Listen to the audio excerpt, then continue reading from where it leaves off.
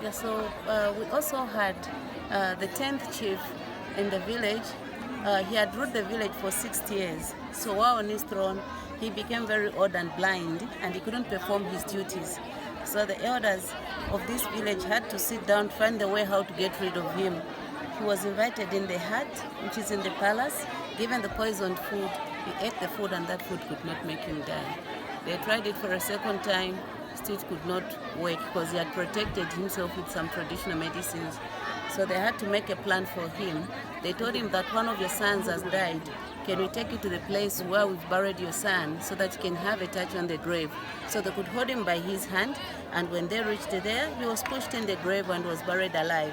So after burying him, the groanings could be heard in the grave that this person is still alive.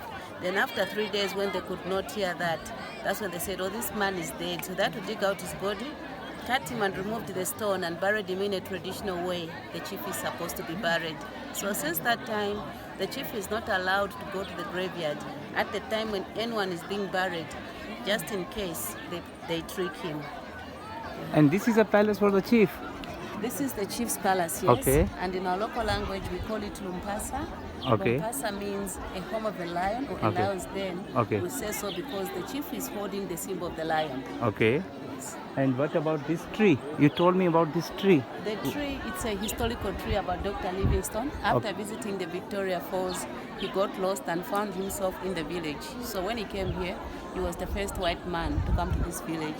And when people saw him, because of the skin, they thought that he was a ghost, and they couldn't let him enter the palace to see the chief because they thought that if they let him in, he might kill the chief. So they made him sit under this big tree, and that was in 1855.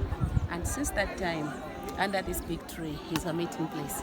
Okay, you can sit together here, everyone. Yes, whenever we have a meeting, we sit around this big tree. And what about that one? Why they singing?